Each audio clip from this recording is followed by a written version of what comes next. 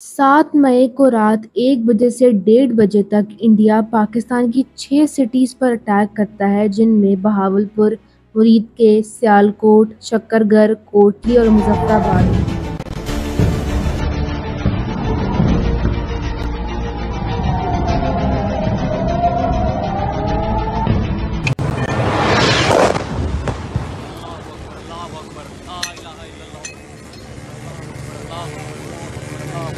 The attack was clearly driven by the objective of undermining the normalcy returning to Jammu and Kashmir.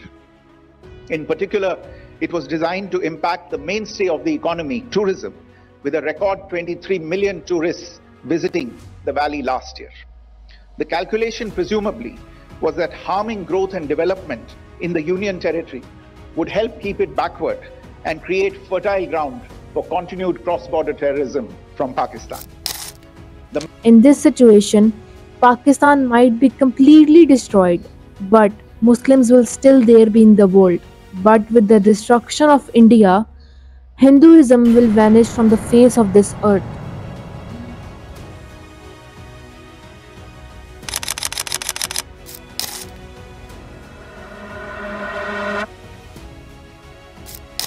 India का ये कहना था कि ये सिर्फ पाकिस्तान के टेररिस्ट कैंप्स को अटैक किया गया, ना ही पाकिस्तानी मिलिट्री को और ना ही सिविलियंस को।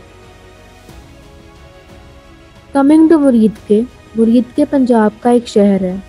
अहमद शरीफ चौधरी के मुताबिक एक मस्जिद उम्मुल कुरा को टारगेट किया गया और सिर्फ 2 लोगों की जान गई।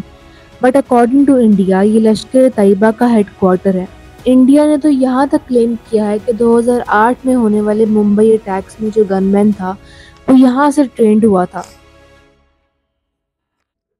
बहावलपुर में भी एक मस्जिद सुबहान को टारगेट किया गया, जिसमें 5 लोग मारे गए और 31 लोग जख्मी हुए, जिसको इंडिया ने कहा कि ये जैश ए मोहम्मद का हेडक्वार्टर था और टेररिस्ट की रिक्रूटमेंट और ट्रेनिंग की एक साइट बताया गया।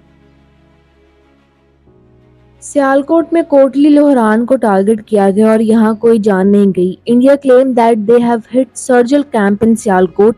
उन्होंने क्लेम किया कि ये एक ट्रेनिंग सेंटर था।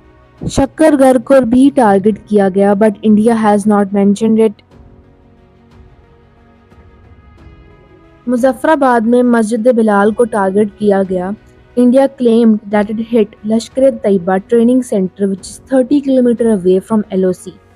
इंडिया ने यहाँ तक भी क्लेम किया कि जो पहलगाम अटैक में जो टेररिस्ट थे वो यहाँ से train. Azad Jammu and Kashmir का एक और शहर कोटली, जहाँ मस्जिद अब्बास को टारगेट किया गया, 2 लोग मारे गए और 2 लोग जख्मी हुए।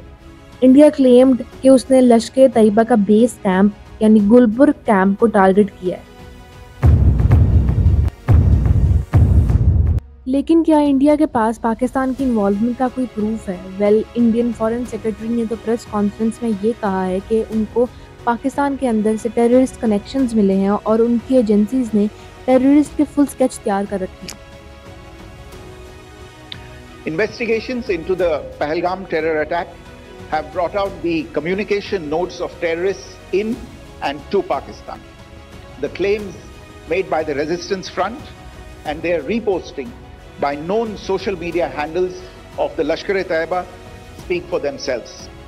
Identification of the attackers based on eyewitness accounts as well as other information available to law enforcement agencies has also progressed. Our intelligence has developed an accurate picture of the planners and backers of this team.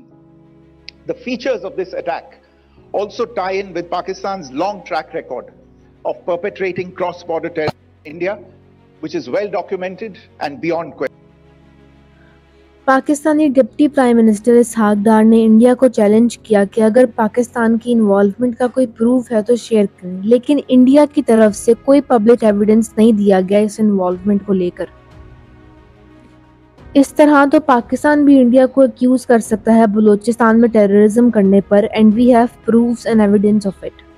दिसंबर 2023 में BNA Baloch national army के commander ने surrender किया और बताया कि India Balochistan में होने वाली टेररिस्ट एक्टिविटीज को सपोर्ट करता है और इनको फंड भी करता है।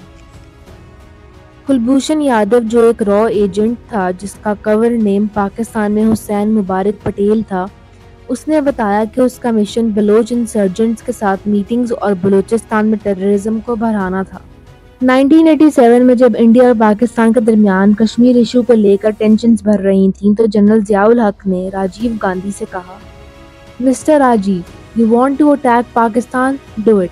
But keep in mind that this world will forget Halaku Khan and Changiz Khan and will remember only Ziaul Haq and Rajiv Gandhi. Because this will not be a conventional war, but a nuclear war. In this situation, Pakistan might be completely destroyed, but Muslims will still there be in the world. But with the destruction of India, Hinduism will vanish from the face of this earth.